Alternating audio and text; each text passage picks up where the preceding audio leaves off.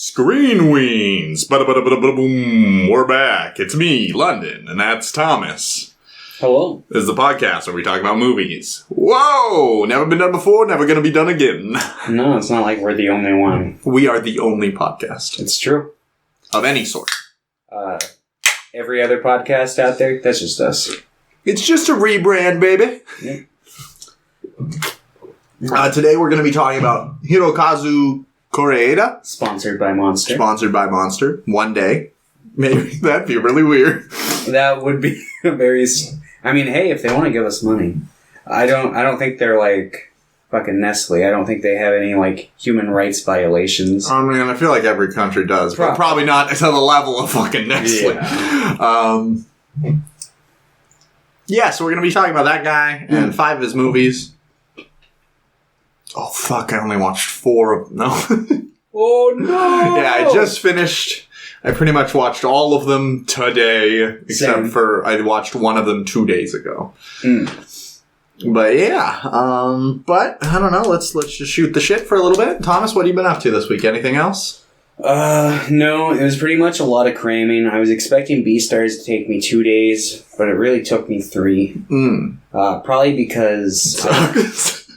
Just kidding! It's really good. Spoiler alert for our next podcast we're going to record with my brief opinion on this, but it didn't really hook me enough to want to read more of it in large quantities. Yeah, I just had to, though. So last night, I just sat on the couch and I'm like, well, time to read 70 chapters. Around chapter 50, because like up to chapter 50, I'm like, this is light and somewhat enjoyable. And then like I realized I was only like halfway through our batch, and I was like, and you had just read the better half. And our batch is only halfway through the manga, so I'm just like, what? Yeah. But we'll save that for like 2 hours from now. You can find full thoughts on that episode of Read Weens, which will be out not this week, but... it should be out before this episode, actually. You can check it out now. Go look for it. Don't pause this video, though. You gotta stick around for this. Just watch both at the same time. Open 2 different tabs. Have them going. Put one headphone in to one computer and another headphone into another computer and have them both open and just... There you go. Yeah. Perfect. Yeah. I did that with the movies today. No, You had 5 headphones in. I did. I had a splitter. You had one headphone just in your nose. Just like, one in each nostril. Perfect. One in my mouth. One in your mouth. Perfect. I feel like I watched something. I watched a couple things, I think. Not a whole lot. We finished Falcon and the Winter Soldier. So it was better than WandaVision, I would say. It was like good, I guess. It has its ups and downs, and it definitely didn't need to be a miniseries. Like it could have just been a 2.5 hour long movie. Same with WandaVision. It's probably going to be the same with Loki. Loki might be more like episodic and might be more interesting to watch as a series. I don't know. But we got like a month and a half before Loki starts airing, so I got a little bit of a break from Marvel. We might jump back into watching Marvel movies because we were restarting that, but yeah. And then we watched the new Mortal Kombat. Sucked. Fucking sucked. Fair. But yeah. I wasn't really surprised on that. And then me and Hinata have been watching more Star Wars Rebels a little bit. But other than that, I've just been reading and been really tired lately. Gonna try to see a doctor, because I guess that's what adults do when they don't feel great. So I'm like, Yeah. So I'm trying to figure out some medical stuff. I'm just doing adult things lately, which is annoying, because I just want to read Bleach. Fair. Yeah, I read the new chapter of One Piece. Oh, yeah. Solid chapter. Solid chapter. Definitely threw me for a loop. Yeah. I was like, oh. It's one of those ideas where it's like, if this gets developed on here from this point on a little more, it could maybe work, but it's like kind of on the tip where it's like, I don't know which way it's going to lean, but yeah. So that chapter is pretty solid. and I started playing Final Fantasy IV, and I wanted to play more of it.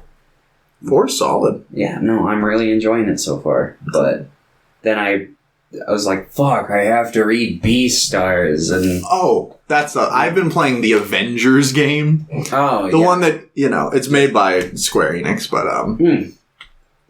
it got a lot of flack when it came out, and it's really buggy, and, it's fine, though. There's a lot of, microtransactions, but it's all for, cosmetic stuff, so I'm like, whatever, but it's fine. I have PlayStation Now currently, so nice. I'm just playing that right now, and yeah, it's fine. It's a nice little relaxing game. It's easy. I like just simple kind of beat 'em up kind of things, so... It's totally fair. Yeah. But yeah, that's all I've done. Oh, very nice, very nice. Wow, we're just jumping in today. Yeah, we had to read Beastars, and then we both crammed the movies in last minute. Yeah. But... Yeah. Okay, so let's just jump into talking about Kore-eda. I've got some questions. You have questions from who? I asked Philip for some. Yo, because I don't think we have any from Pierre. And Matt sent me one. And Matt did? Yeah. Wow. Okay. First, Philip question. Your favorite Quentin Tarantino scene? I love the part where he just starts screaming the N-word over and over. No, that could be any of his movies, too. I don't know. I like the standoff scene in, Reservoir Dogs quite a bit. There's quite a few scenes, Reservoir Dogs isn't, my favorite of his movies, but there are a lot of scenes that stand out to me in that movie. I also really like a lot of the scenes in Django Unchained, in capsules. And I think that movie's, that's maybe my favorite of his that I've seen.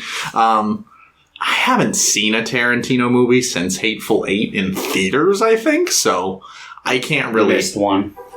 What? Oh, yeah. Yeah. Well, I haven't, rewatched any of them either. I just haven't, so...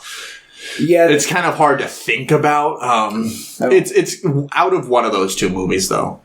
Probably. Yeah, I haven't watched anything from Doughboy in a minute. Yeah. But You saw Once Upon a Time. I've seen all of his movies. Oh, okay. Mr. Towboy. Speaking of the director today, I noticed a lot of feet shots in his movies, too. Yeah, but I don't know if that was It seemed more like an expressive thing as opposed to a fetish thing. Yeah. But it caught my attention because he did kind of use it a lot. But anyway. I feel like when you're looking at Kore-eda, it seems like it's he likes feet in the sense that it keeps you connected to the earth kind of thing. That kind of deal. What Tarantino's they're hot.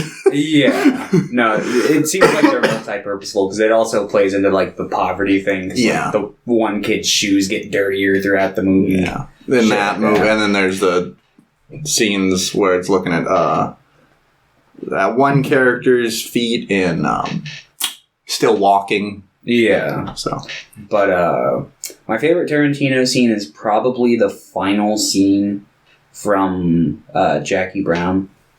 Haven't seen that movie, so. Yeah, that's why I'm not getting into specifics. But I really like that scene. It's in the middle of the desert, and an old lady walks up and is like, "What's your name?" And they're like, "Jackie." I'm like, "Jackie what?" And they go, "Jackie Skywalker." No, that's the beginning of the movie. Oh, but yeah, probably that scene. But I'll give a runner up.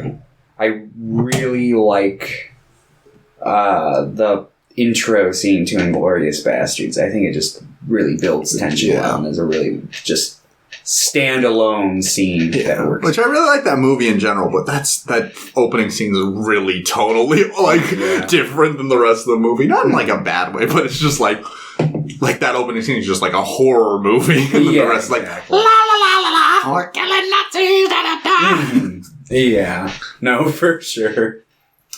I haven't watched that movie in a long time. Eli Roth's in it. He is.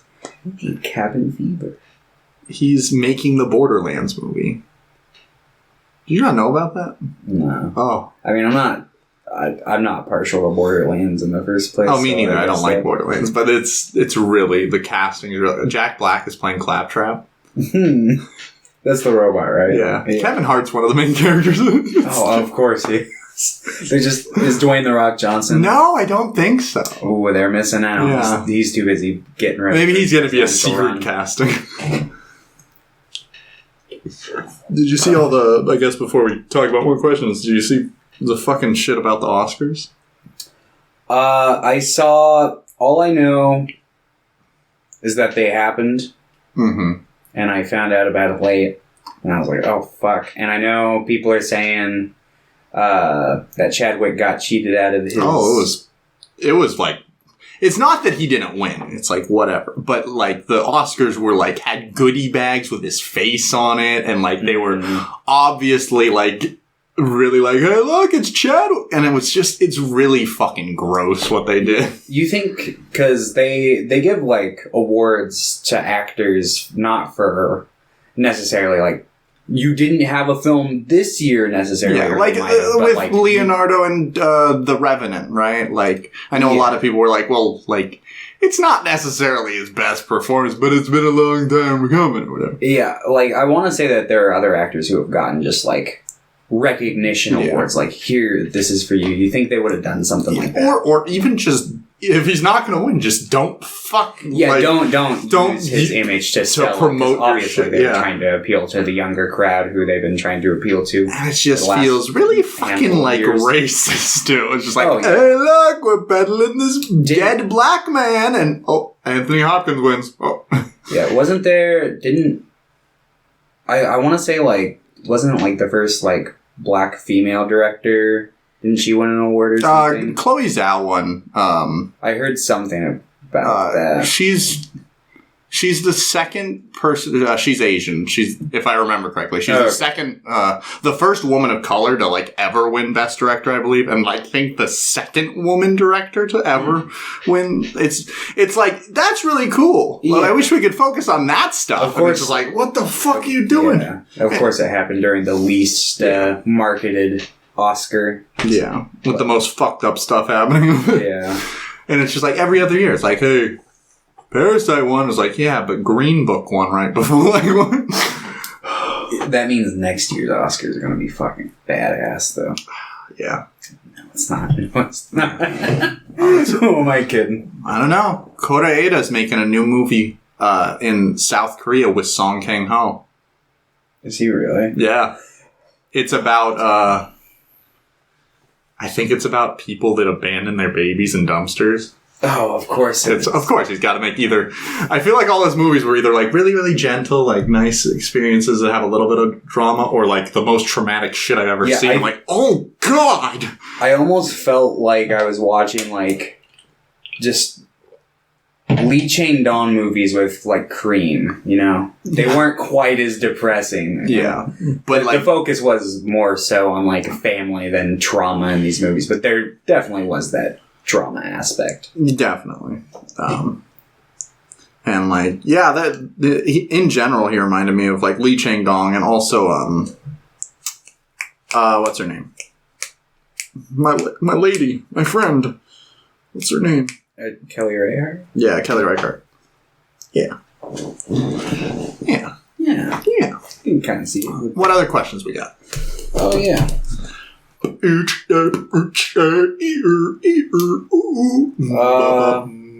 Okay. The other Philip question. I could ask one or the other. He just asked, what's your least favorite race? No. He said, cast a live action Attack on Titan. And then I said, London's gonna hate that one. I love this question. Eren Yeager. Gotta be Pierre. Okay. What are the other characters' names? Armin. To keep it simple, we'll just go with the core three and Levi. And we can Who is the core three? It's Armin, Mikasa, Eren, and then Levi. Ah, Mikasa. Always forget about her. Mm. Scarlett Johansson. I don't know. Oh, no. Levi Ackerman Gotta be played by Danny DeVito. Yeah. I can kind of see that. Armin. They're both short. Well, if I'm having Pierre play Aaron Yeager, Armin has gotta be played by you. And Mikasa will, of course, be played by Julie Delpy. Dude, I love this. I get to act with Julie Delpy in the air. This is going to be great. You're all playing high schoolers together. He's just going to be like, you know what Legolas would do in this situation? He'd say he needs to become stronger. And I'd be like, you know... Let's do that as well. Let's live action Beastars casting real quick. Pierre is Legolas. Yeah, Legolas from Legolas. I would cast Joe... Was Haru? As Haru. Or, I was going to say, I think Joe fits the panda pretty well. I could see Joe as the panda, but I think he'd make a better Haru. Yeah. You got to have Dwayne "The Rock" Johnson as the panda. Yeah. I think... Jesse Eisenberg as Lewis. I could see that working. I would personally cast... but only if he does, like, the performance he did in, like, The Social Network. See, I think... Like, I am Lewis. I think Topher Grace would make a better Lois.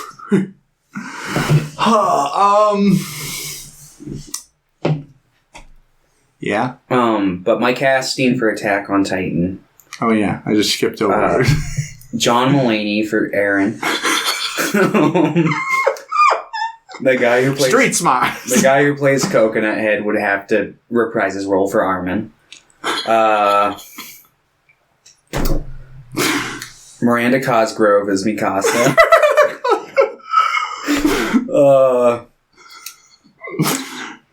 You should have just kept. You should have had a Nathan Kress as Aaron Yeager. Yeah, I should. Just all the iCarly. All the Titans. Levi is Jerry Trainer. There we go. Levi is Jerry Trainer. All the Titans are Gibby. Or Freddy's mom. Maybe sometimes also Spencer. Yeah, but in like the baby costume, yeah. All right. And then we have a question from Matt. Yes. Let me... Matt, the OG. I don't remember Matt. Just kidding. I remember Matt. I remember everyone. Yeah. Okay, Matt's question is... What era of filmmaking was the hardest with the best quality? Like the hardest to produce films in? Probably. I mean, I can't speak from experience, obviously, but obviously the hardest period of film would probably be like the frontier of film, just the early years. A lot of it's lost, but I mean, look at The Wizard of Oz. We know like shit went on behind the scenes for a lot of these movies. Yeah. And I can't help.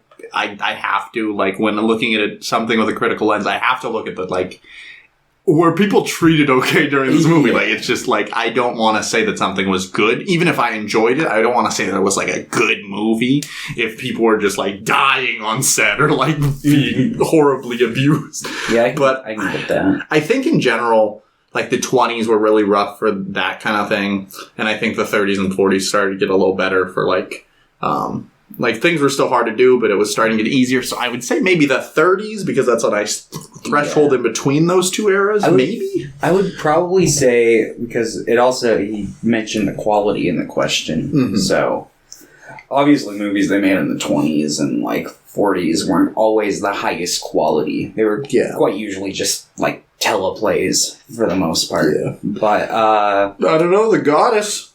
I've been thinking about The Goddess a lot lately. Yeah, The Goddess is another movie that popped up in my catalog today just because of the, like, whole taboo against, like, children. Yeah. But yeah, that is a good movie. Like, they do exist from that era, for sure. But I'd probably say, like, the 80s, maybe, because that's when, like, I think of, like, the horror genre when, like, the practical effects were starting to, like, look really good. And it's like, I feel like that stuff was hard to pull off. Yeah. Hard in a different way. Obviously, not hopefully not too emotionally tolling on the people behind the scenes. Although I know, like, in the go-to example for, like, film with best special effects is, like, The Thing. I know the guy who worked on that movie, the special effects guy, was, like, exhausted. Oh, I bet. I don't think it was, like, behind this, like, I don't think John Carpenter was, like, forcing him to work. He has a gun, he's like, do it now! There were points where, like, they spent all day setting up one shot, and then John Carpenter was like, it looks like shit. Do it again. It's like, maybe. But, yeah, I don't know, probably the... Yeah. Yeah, early film or the 80s. Yeah. I'd probably agree. No, film's incredibly hard to make now. Yeah. I mean, it is from certain standpoints. Yeah. I mean, it's hard to get, like, kind of noticed now because it's so easy to, like, make a film. So there's such a high... It's like the same thing. It's...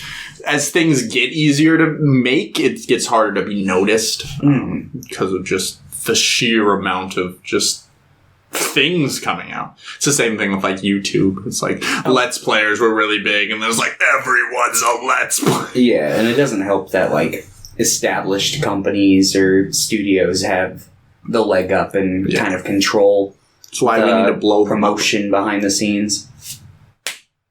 I'm gonna use my fists for justice. Just like a shonen hero. Yeah, we should make a shonen manga where we're just murdering famous capitalists. But, like, it's Ref Lejos. Yeah. The bald man. We can just we'll make it like a superhero shonen where all the supervillains are they're just billionaires. It's the bald man! Yeah. It's Tech Lord! It's Lex Luthor, but not Lex Luthor. Because Lex Luthor at least has some compassion sometimes. Yeah, depending on... Depending on the day. Yeah. But yeah. Cool. Thanks for the question, guys. Appreciate it. Matt, you can come on the podcast too. Yeah. We can talk about your favorite movie. Serbian film. You would not like that movie. Man, remember when I got a bunch of people to watch a Serbian film? Yeah. And then we're just like, oh!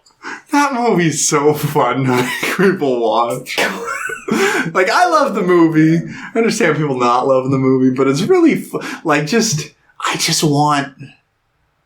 want somebody to watch just back to back that, like, is really not used to, like, extreme films. I just want them to watch Martyrs and a Serbian film and Antichrist. Just back to back. Yeah. Yeah. That'd be fun.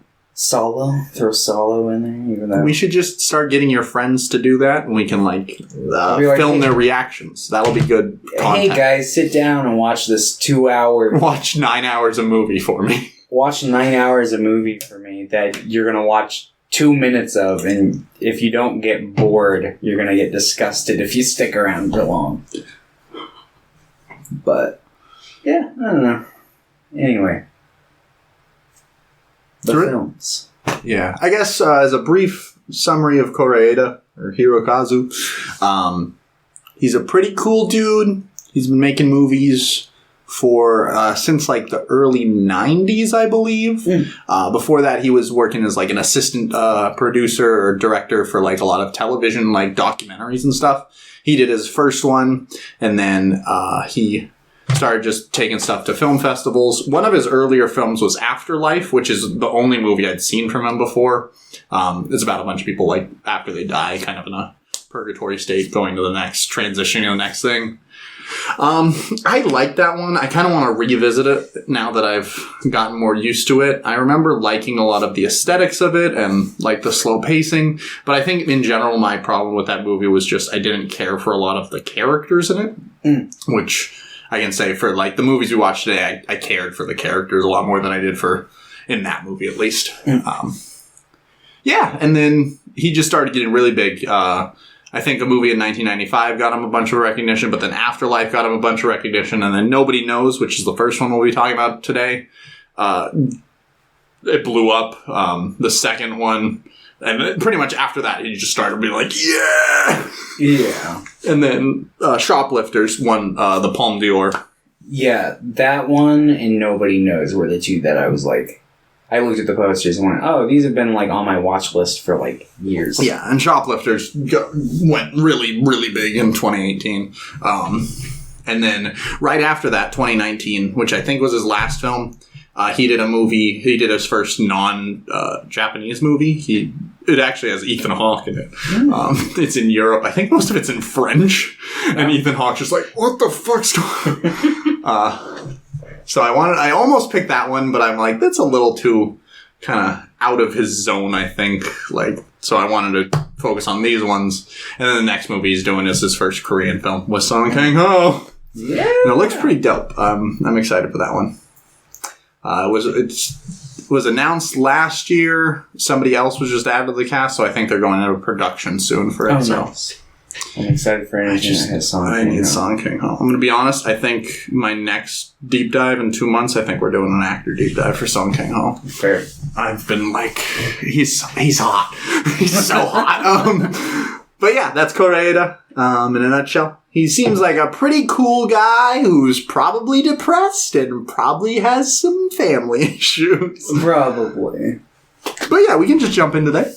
Let's talk about Nobody Knows, which is that's the one I just finished and is the most fucked up of all of them. That was the first one I watched. Okay. And I agree, it is the most fucked up out of It's all. not as fucked up. This is based on a true story, though. Yeah. And it's not as fucked up as that. I didn't look into the true story at all because I just didn't really have the time, but it had caught my interest. I forgot it was that intro to the movie was like based on real events, but not like accurately depicting them. And by the end of the movie, I had completely forgotten that little intro. But yeah. Yeah, so this movie is about a terrible person. Yeah. Holy shit. Pretty much all of these movies are about bad parents. Yeah. Or somewhat bad parents. I watched... this movie's just about an evil parent. I watched them in order of, like, the years they came out. So when Still Walking started, I started it, like, immediately after this. And I carried the negative association with the mother character to the sister character in that movie. Because I was just like, oh, you bitch. You left your fucking kids at home. Which that main character in Still Walking is probably the most, like, level-headed and considerate parent in all of the movies. Yeah. Probably, yeah. Like, at least from main character perspective. Like, maybe the Lily Frankie, the kind of, like, the poor dad from, like, Father Like Son's probably, like, the best dad. But out of, like, the main character dads. I don't know. That one dad was spitting in the kid's face in the bathtub a lot. I was like, God damn, that would piss me off.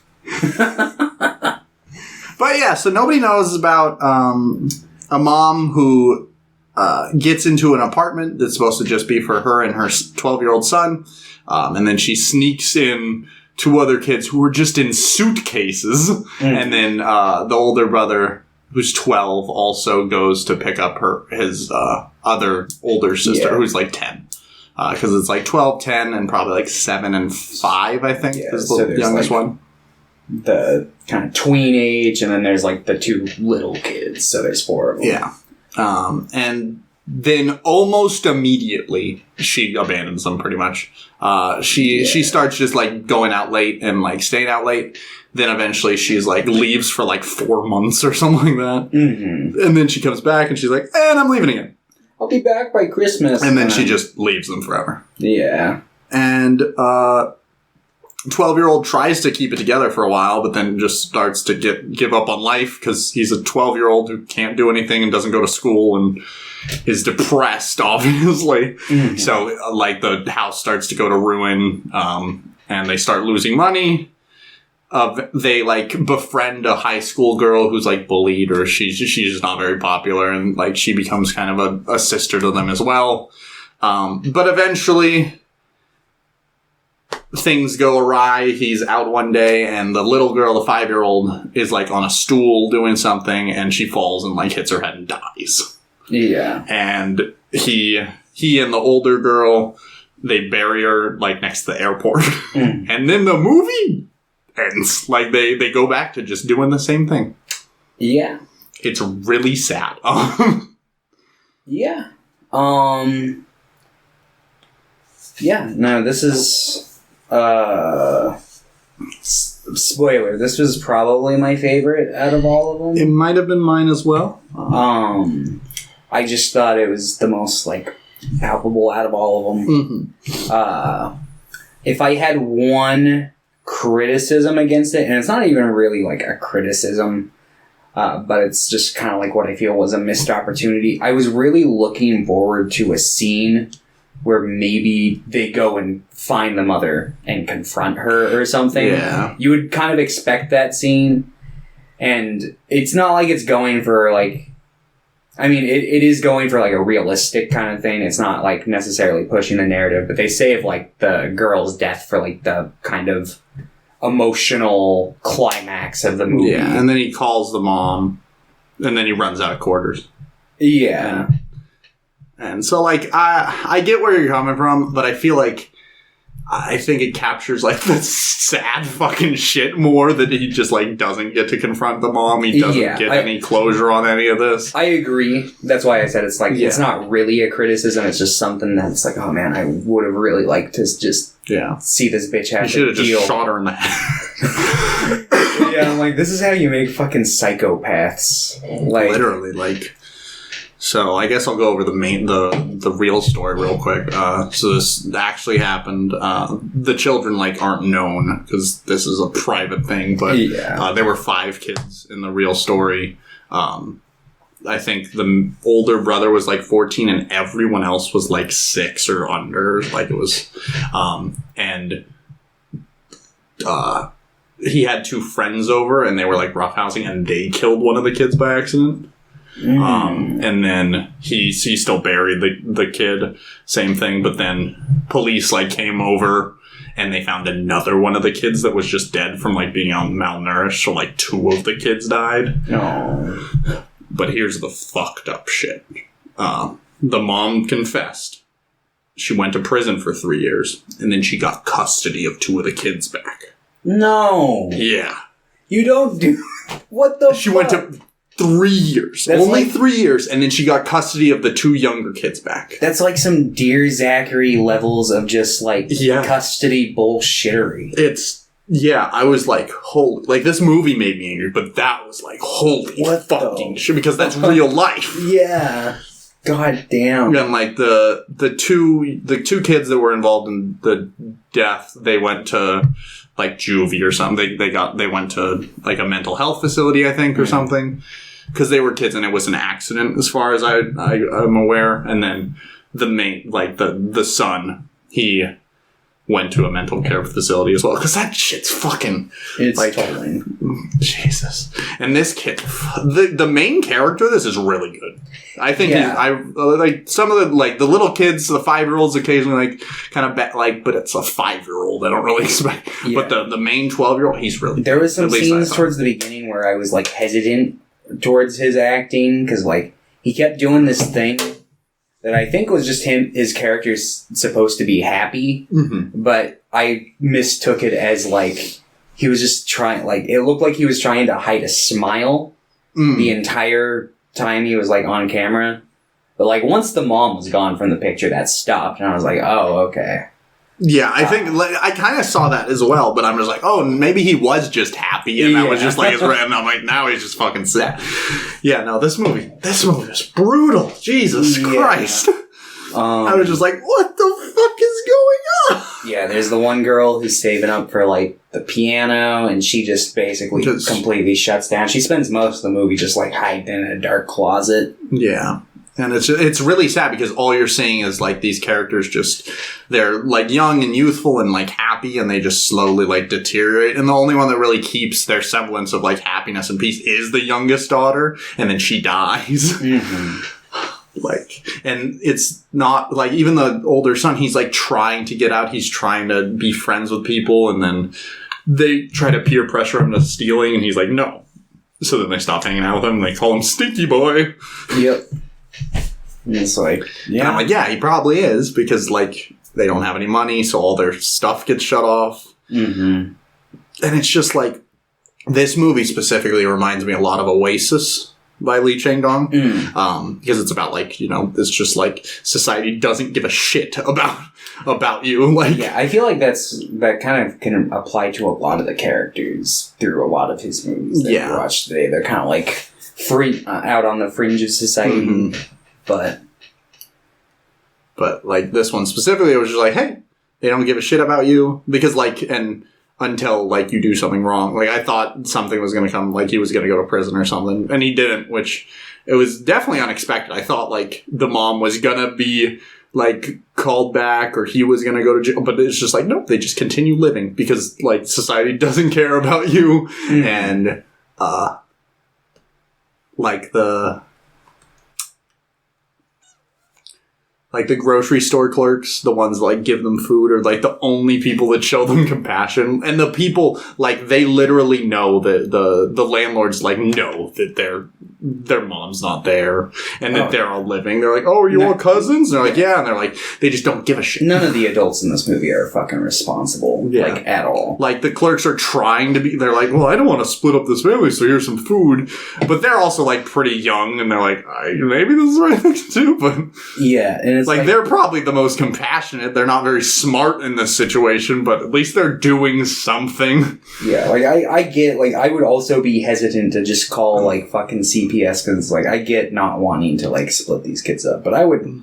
Maybe go, you'd be like, hey, can I visit your house? Yeah, because I'd probably call CPS once I saw it. I'm like, holy shit, guys, you don't have food, you don't have water, you don't have heat. That, or just be like, all right, I guess I'm your dad now. I'm stepping in. I'm your dad. We're living at the grocery store. I can work. I'll take care of you guys. Just calm down. But yeah, no, it's just like, this movie pissed me off. Yeah. It was, I think it would have hit me a little more, like, emotionally if I hadn't watched all of these back to back. Just, I think it probably hit me the hardest because it was the first. Yeah. So, but I still enjoyed it as much as I would have. But I think in general I would have been like, oh, yeah. But yeah, I don't have anything else to say about this movie. I don't think. I like how the one scene, they're trying to be stealthy when they're going, like, is Yuki the name of, like, the youngest one? Yeah, the one dies. Yeah, when they're, like, it's her birthday and they're trying to go to the station because they think, oh, she's gotta come today. Yeah. But they're like, they gotta sneak out because obviously the people in the apartment can't know that there's a bunch of fucking kids there, especially unguardianed kids. Yeah. But, like, they gotta sneak out and she picks, like, the fucking squeaker shoes. It's like, of course. But, yeah. I thought that scene was funny. Then I saw the dog and I was like, oh no. Yeah. Thankfully, that scene, just the adults were, of course, a little... I guess I wouldn't have raised too many eyebrows at that, but... Yeah, I'm like, that was the first one. I'm like, that's fine. And then it keeps going. I'm like, guys, come on. Yeah, she literally, like, shows up later and sees, like, the place and is like, oh. And then just doesn't really do anything about it. Yeah. At least not that we see. I'm sure probably she evicts those kids later. No, I think she gives them tons of money and they're happy and Yuki comes back to life. Yep. And everything's fine. Okay, I think you give this movie an 8. Mm-hmm. I think you would give this one an 8 as well. A 9. Yeah. Okay. I'll stick with a 9. All right, next up is Still Walking. Pierre came over and watched this one with me. Oh. And I told him, I'm like, I'm like, Pierre, I don't think you'll like any. He was mostly just hanging out, and he was on his Switch most of the time. But I'm like, Pierre, I don't think you'll like this movie. Just because, like, I don't think any of these movies would really be his cup of tea. Yeah. But he liked that the old guy looked like Colonel Sanders. I do. I was thinking that in my head. I bet Pierre probably got like enjoyment from how much he looked like Colonel Sanders. We kept making jokes about like the younger kid like found all his pills and stuff because he's a doctor, and I'm like, look, he found the 11 herbs and spices. That, or he kind of looks like the old guy from Jurassic Park. He also said that. Yeah. And he also was like, is this what the guy from Ghibli looks like? And I'm like, yeah, kind of. That is kind of. Like, he's a little, like, wider. Like, this guy has, like, a bigger, like, body type than Miyazaki. But in general, like, he's also an asshole. Yeah, his character is not very kind. Yeah. So this movie is about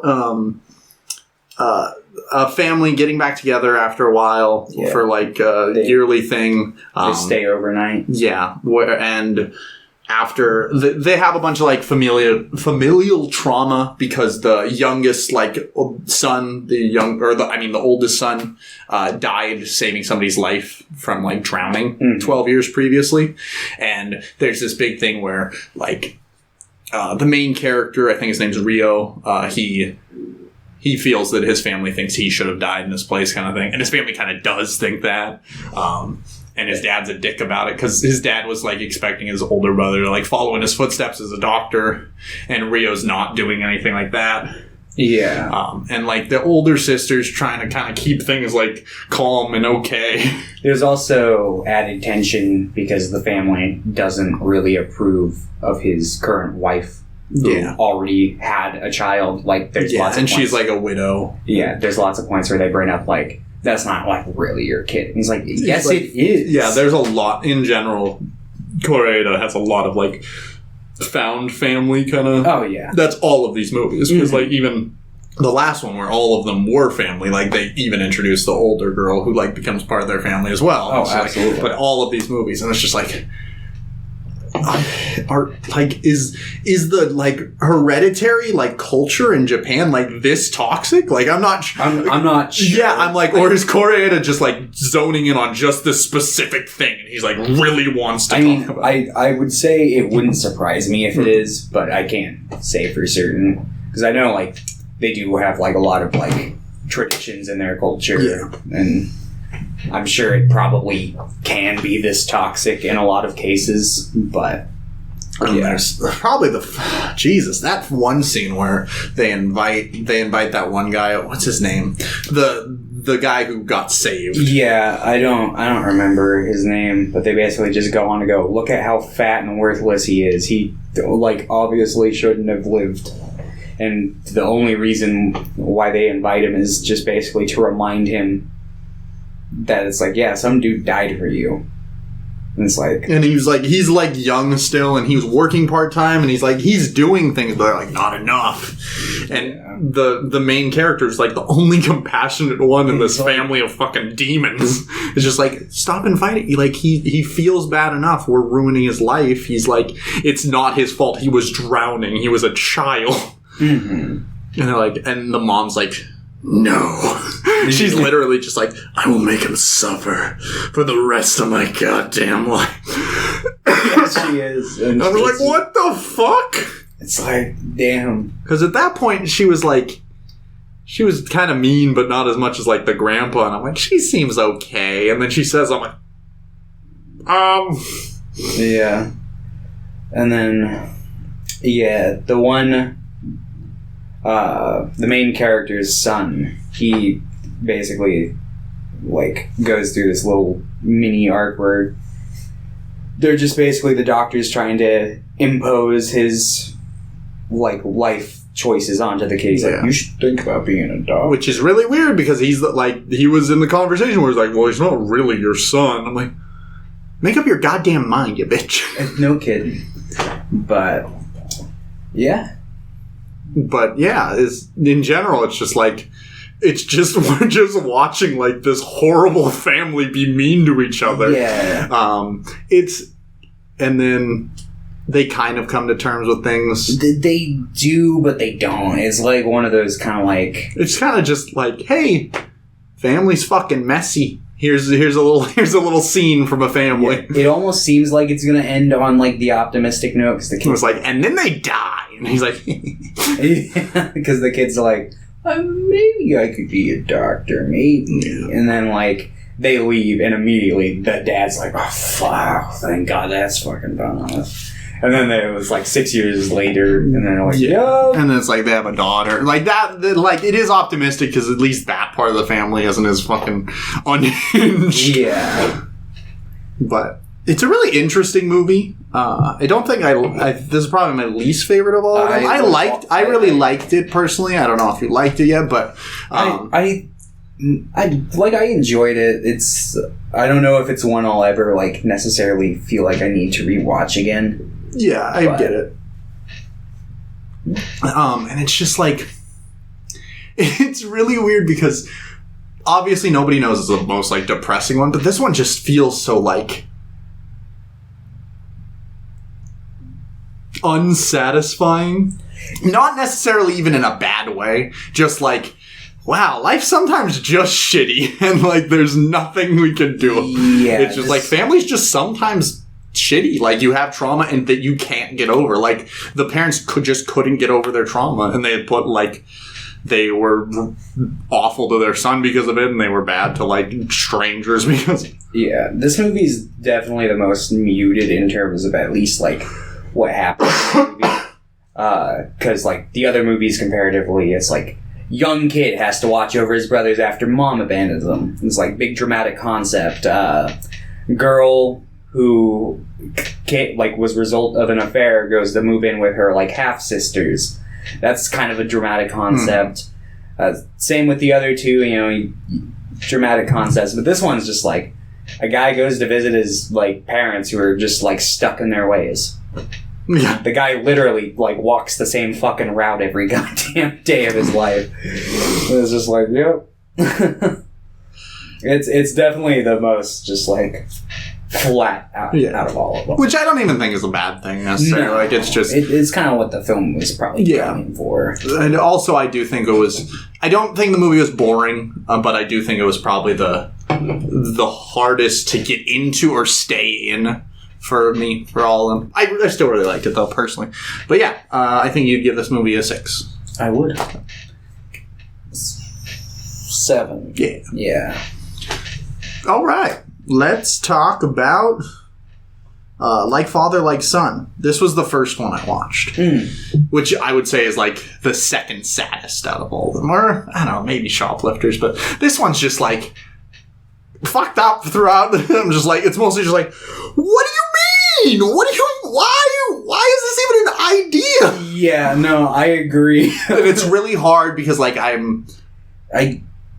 understand like cultural differences, and I'm trying to like, I'm like, okay, I can get the reasoning here sometimes, but it's just like the main character is like the worst, and he does get he does have a redemption, but it's like a long time coming. It's like, what are you doing, man? Like his whole arc throughout the movie is like should I give my son away for my blood? Yeah, the plot of the movie is basically two families figure out their children were swapped at birth, so then they're just like, I guess we should probably like switch back, right? Yeah, because apparently like for 6 years. Apparently, like post-war Japan, like this was a really big thing that happened a lot of the time, and this hadn't happened in a really long time. But later on, we find out one of the nurses like knowingly switched the babies. Mm-hmm. That was something I wasn't expecting. I was just like, it was just like, what? Oh, okay. Well, I didn't really get her reasoning. I just think that she was like really depressed and like wasn't thinking straight, and she was just like,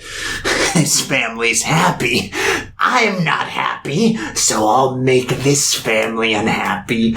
But it's just like, it's gonna take a while for them to like find out about like this is a really delayed fuse on this. Mm-hmm. But yeah, the whole time they're like, "Should we switch back?" Because they meet like their blood son who's like being raised by like this poor family that seems happy, but they're like, and the main character sees like the things that the son he's been raising, like he's not doing as well. He's like, he can't play the piano well. He's not striving for greatness like me. Mm-hmm. He has this big deal where it's like, my son doesn't seem to care if he fails, and I'm like, he's like 5. Yeah. What are you doing? He's like, he's okay if others accomplish greatness. I'm like, that's a good thing. What do you mean? But this guy's also like, he's worked every day of his life and he's like, can't stop. Even his boss, who's like, did the same thing, he's like, bro, you need to stop. Yeah, and the other dad's like constantly criticizing him about it, rightfully so. Yeah, because like the other dad, he's lazy, but he's like, dude, you're young. You need to spend this time with your like son. Mm-hmm. Yeah. I like the note that the movie ends off on. Like, it takes them the whole movie to get to, like, the obvious choice that they should just become one big super family instead of 2 families, you know?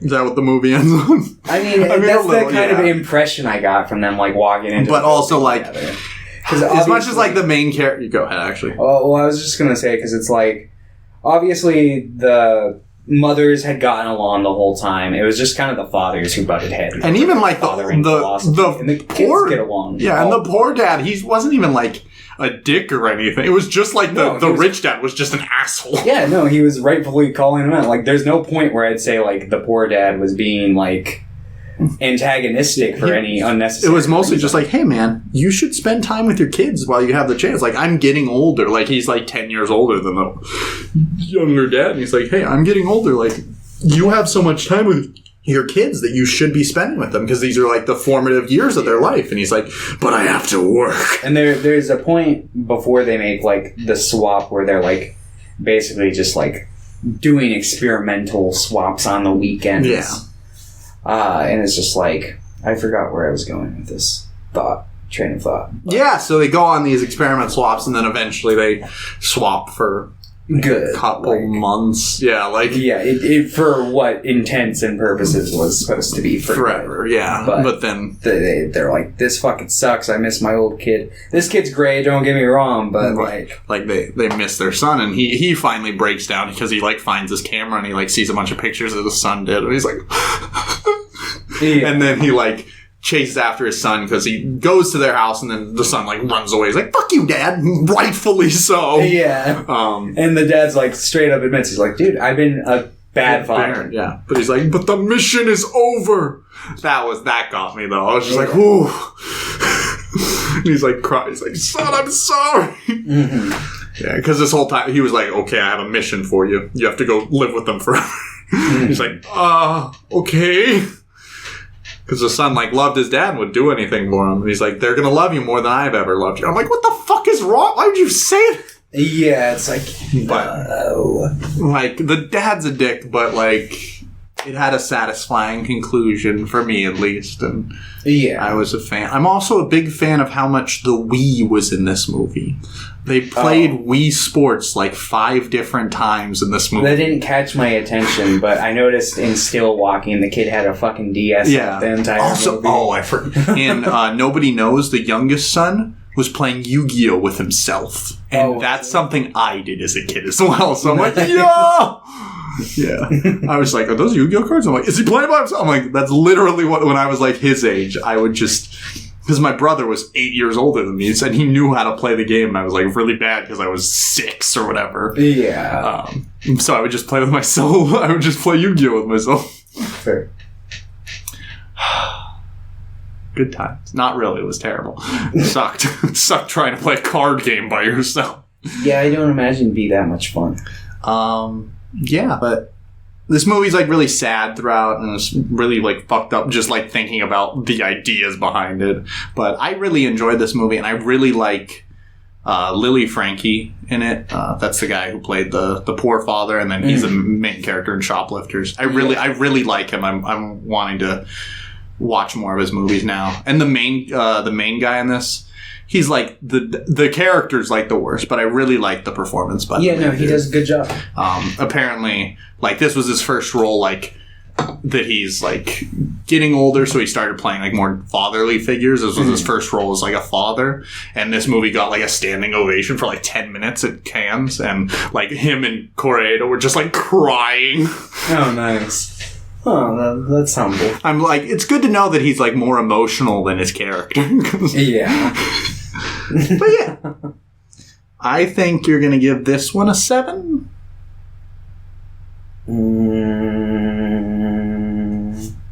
8. Mm-hmm. You would give this one an 8? Yes. Okay. Next up, Our Little Sister, which is the happiest one, I would say. Like it's pretty. Yeah. It's not really like it's mostly like the only real times that it's like sad or depressing is just like, hey, this woman, like, it's the same thing. A woman abandons her kids, but at least they're like, nobody died, and they're like adults now. Yeah. And they're okay. And their father died recently. And they go to the funeral. They meet their like half sister, and they're like, hey, come live with us. Because she has nobody to raise her, like, because her birth mom, I think, also passed away. Or, wait, no. I think she just moved away. She, like, went off with somebody else. Yeah. So she was only being raised by, like, her stepmother. And she's like, well, I guess, yeah, I'll go with somebody, like, that's my blood, like, reconnect with my sisters that I've never met and stuff. And then most of the movie's just kind of happy. Like, most of it's pretty just, like, jovial, like, la la la. But then, like... A lot of it's, like, artificial conflict just by people making just kind of assumptions like, oh, her mom was the homewrecker. How could you, like... bring her into this house, and they're just like, the fuck are you talking about? Like, she's not responsible for that. She's our sister. Yeah. Fuck off. Also, like, our dad's just as much his fault. Yeah, exactly. And our mother's a piece of shit. Like, and so there's, like, a good scene where they're, like, the older sister and her, I think her name's Suzu, they go and they just, like, yell. They're like, fuck you, Dad! And fuck you, Mom! We're like, Mom's an idiot! And I'll say, fuck you, Dad. Oh, yeah. They should have, but...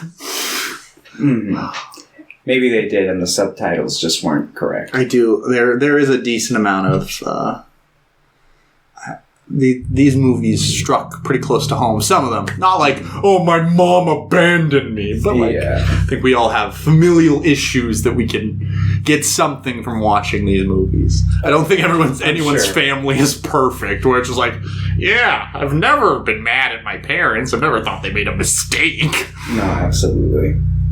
I think these movies would do a good job at resonating with a lot of people, and they would also depress a lot of people, but there's some of them that are less depressing than others. Like this one. Because mostly it's about, like, hey, just because we haven't seen each other, like, ever, we can still be like a family, and we don't need a toxic mom who, like, doesn't, she's like, I brought you presents. I'm like, fuck you. Yeah. I'm not sure how I felt about the one sister, like, making up with her mom, like, there right before she left. It's like... The older one? Yeah. I mean, like... It's like, I get it, but it's like... It seems like, in general, it wasn't necessarily like, hey, I'm, like, forgiving you for everything. It's mostly just like, hey, I don't need this weighing on me. Like, you're leaving. I'm not going to probably see you again for a really long time. It's best if I just, like... leave it for now so I don't have to deal with it personally. Fair. Especially because she was like the only one. Like, it's really sad because I've like experienced similar things where it's like the other two kids just didn't care. Like, yeah, she's just mom, because they were younger when she abandoned them, so they don't have as much like spite for her. And it's just like, ooh, that's rough.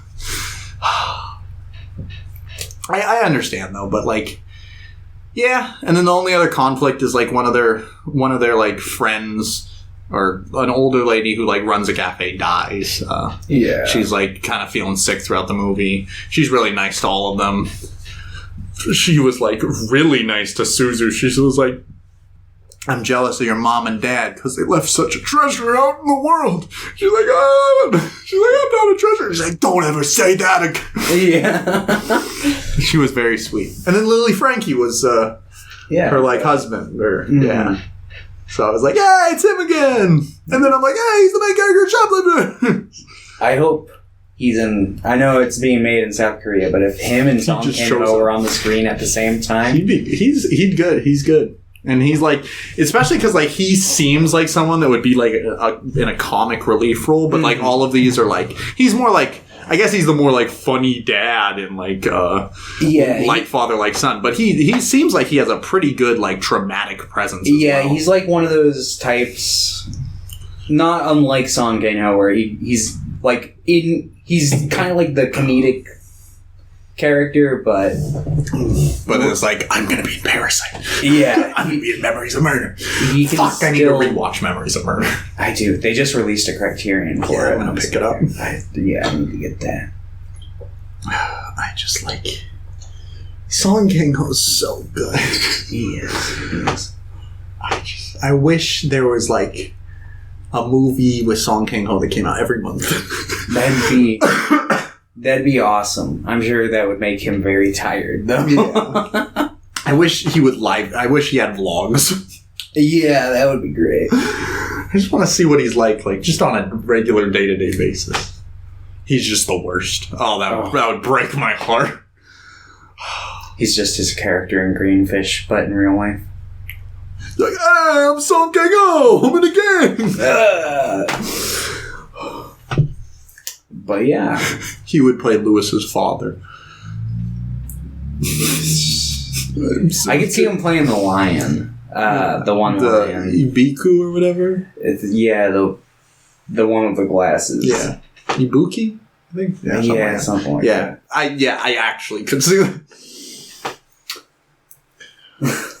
I'm just thinking of like a live action, like he has like the Courage the Cowardly Lion, or he has the Cowardly Lion costume on. He's just like, hey, I'm a lion. That, or they do like the Cats thing where they just like CGI their face. That's how they would. It's like somebody's face is just like really stretched out over like a wolf's nose. It would be Pierre's face. Yeah. Yeah, because he's got to play Legolas. Jesus. But, yeah, and then the movie it ends on a pretty, like, they go to the funeral, and then it ends right after the funeral, right? I think so. Yeah, he's like, hey, if you ever wanted to talk about your dad, I know stories, because he had, like, grown up with his dad, or with her dad.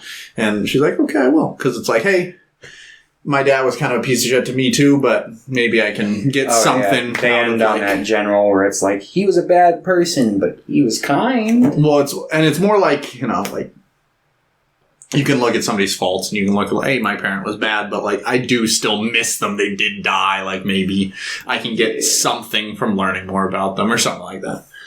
And I think it's a decent message to end on. Like, you can hate your parent, but you can still get something from learning about them or something like that. Yeah. But yeah.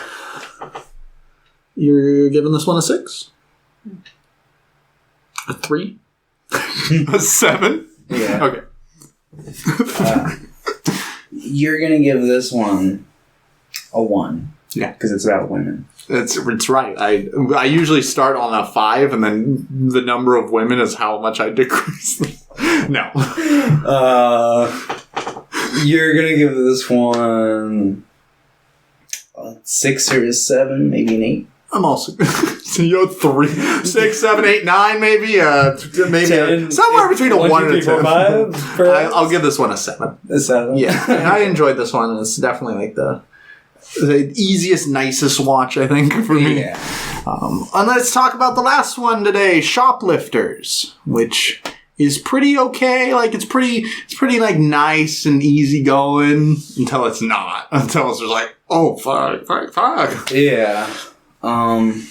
So this one's completely found family. Like, these two characters are married, and then they're living with an old woman, and then there's another younger girl who's like maybe like 20 living with them, and then they have a like kind of an adopted son that they found in a locked car one day, and then they find a little girl who's being neglected that they take, and that's just the whole found family. And it's like some of the characters are a little more connected, like the older woman and the 20-year-old are technically not really connected, like.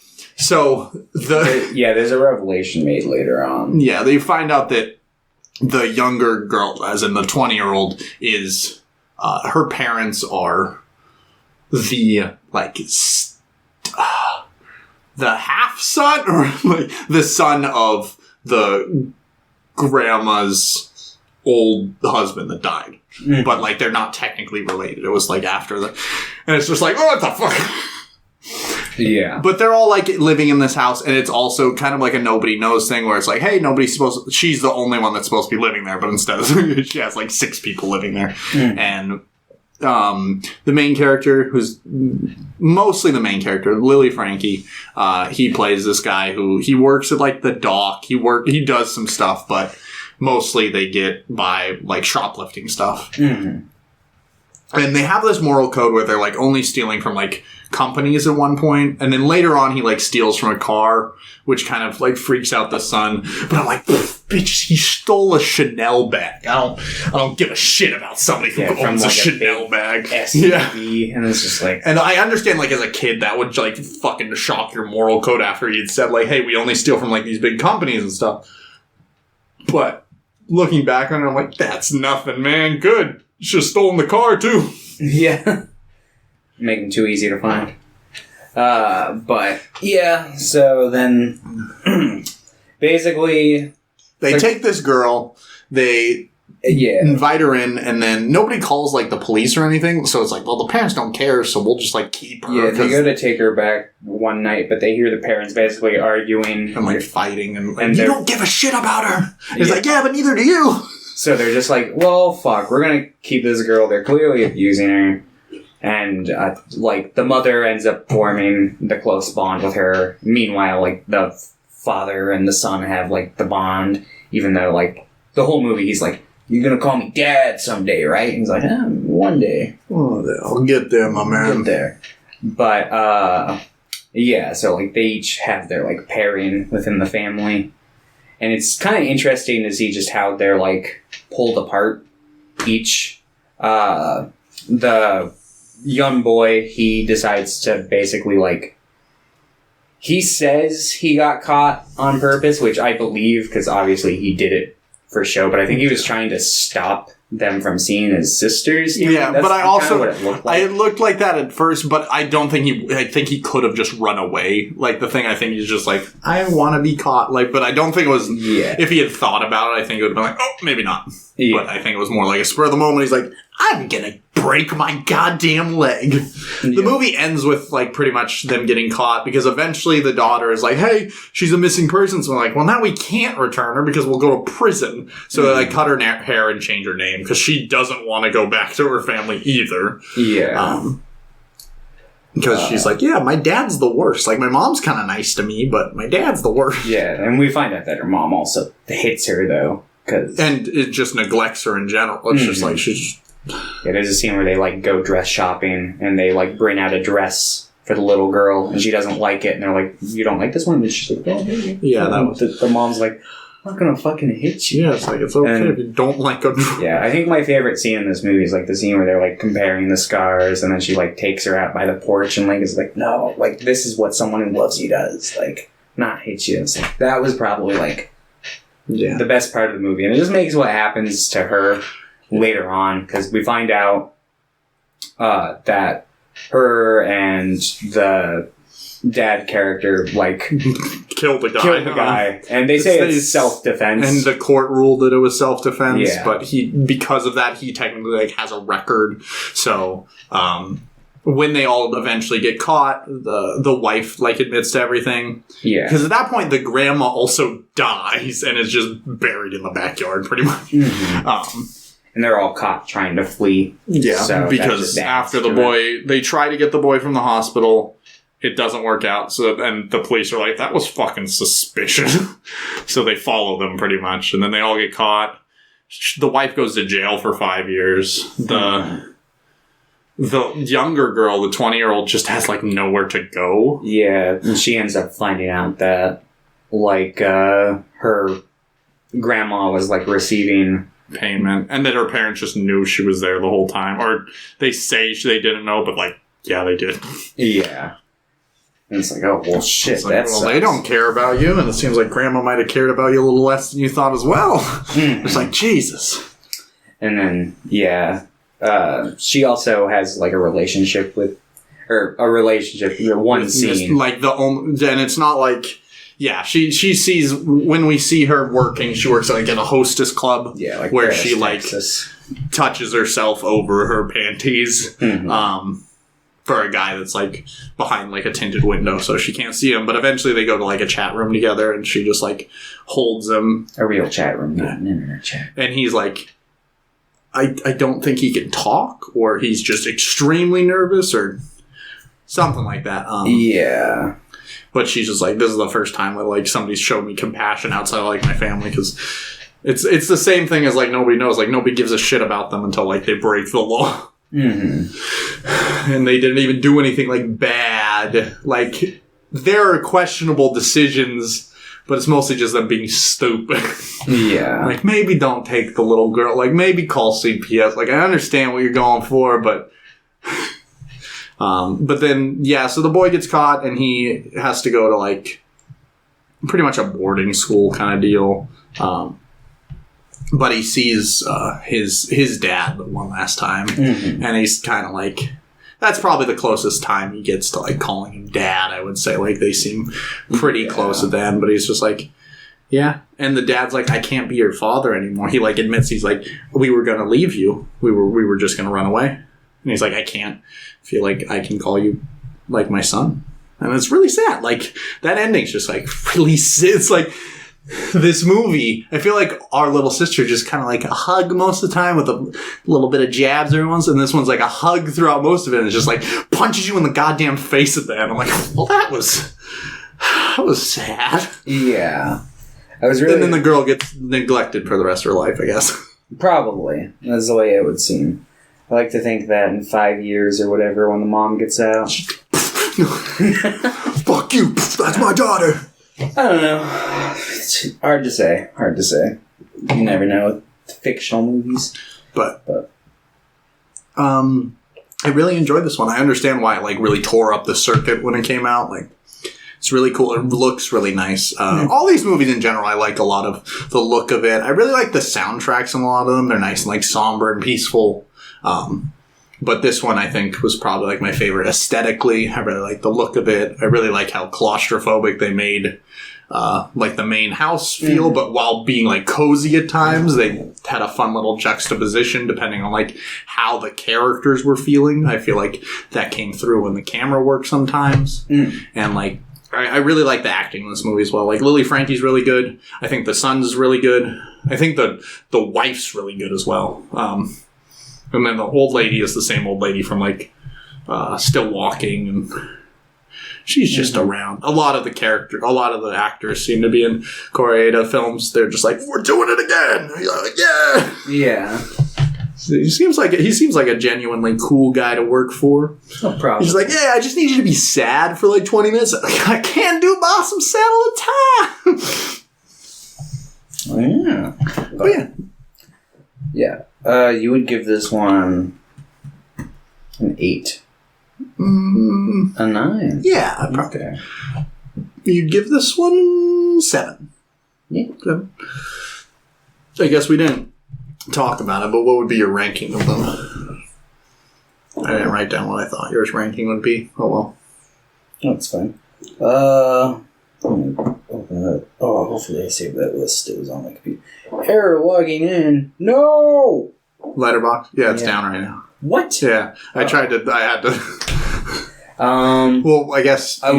my ranking... I don't know what I wrote down for your rankings now, but my ranking would be Nobody Knows, Like Father, Like Son. I feel like Shoplifters and Our Little Sister are like... Neck and neck. Neck and neck. And then Still Walking. Nobody Knows, Shoplifters, Like Father, Like Son, Our Little Sister, and then Still Walking. So pretty close. I think. But yeah. good movies. I'm glad we did a Kore-eda episode. He seems like none of the episodes none of the movies were like 10 out of 10 for me, which sometimes happens with these director deep dives when I pick them. But in general, I'm like, I'm glad. I do want to watch some of his other movies. Mm-hmm. I want to watch that Ethan Hawke one. There's a couple of other ones that piqued my interest. He just has a pretty big catalog. Well, bigger than 5 movies. Yeah. It's nice. Sometimes it's nice that when I pick a director, it's like, hey, they only have 5, like Lee Chang-dong or Steve McQueen. I'm like, yeah, we can just watch all his movies and get a good feel. Well, sometimes I'm like, fuck, we should have just watched all 30 Akira Kurosawa movies. No, I know. And there's some directors where it's just like, damn, you want to pick more than 5. Sometimes directors just have really broad range and go all sorts of places throughout their careers. Yeah. And you can't cover it all in a 5 movie selection. Yeah. It's like when I've thought about picking Linklater before, and he has a really weird broad spectrum of types of movies. I'm like, what do I do? I try to pick Are you getting Before Sunrise? Are you going to get School of Rock? Yeah. A Scanner Darkly? Yeah, What's it going to be? What the fuck? This is the most weird. Well, it's the same thing. I've thought in previous episodes to pick Sion Sono because you've seen a lot of his kind of weirder stuff, but he has a lot of really somber I'd probably like that stuff more, probably. But it's just it's really weird because I either pick the weird stuff or I pick the somber stuff because watching them back to back is such a mind fuck. It's you watch one of the weird ones and you watch one of the really slow ones. It's but when's he gonna pull out his cock guitar or some shit? Yeah.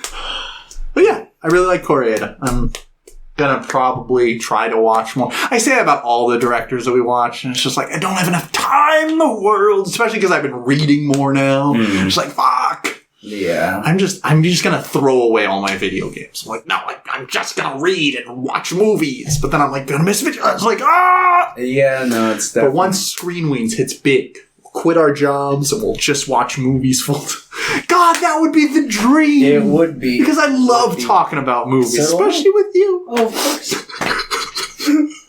We're close to 100 here, too. We're pulling up 93. It's making me feel old. I know. And it's not just Screen Weens. It's just thinking about the things that I've done. Because before that, I had Bingleton Bash that I made videos for 4 years on. Mm-hmm. I made videos when I was 12 on YouTube. I've been making YouTube videos for so fucking long. Yeah. This will be episode 93. Yeah, we're getting close. Oh, man. And it's just I don't know. I feel we gotta change up something once we hit 100 because we did a big overhaul on 50. Yeah, I've got maybe an idea or two. I feel I gotta make more videos. I'm just so lazy and I don't have enough time.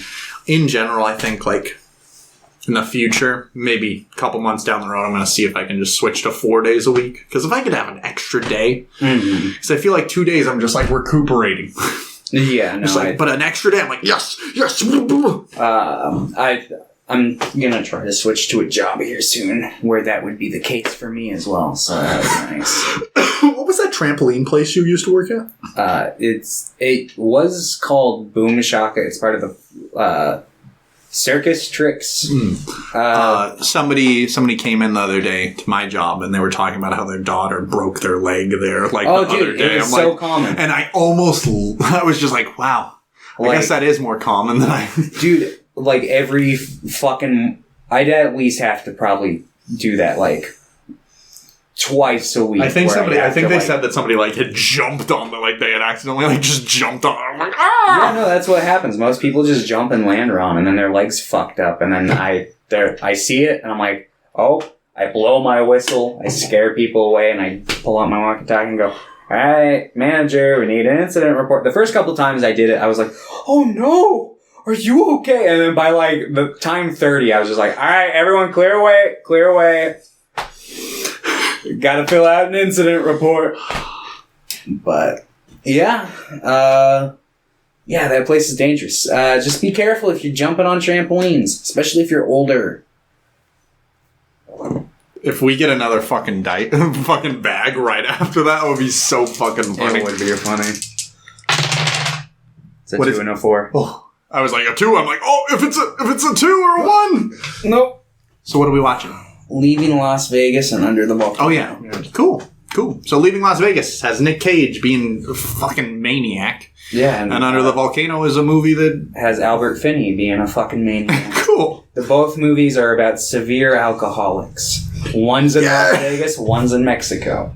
Yeah. He lives under a volcano, right? Yeah. I mean, kind of, yeah. Cool. All right, thanks everybody for watching. Don't forget to have a great day. Mm-hmm. And tell your grandma. Tell your goddamn grandma. Before she dies and you find out that, like, she was raising you only because your parents were paying her money and, like, she fucking had a secret fund that... Okay, bye!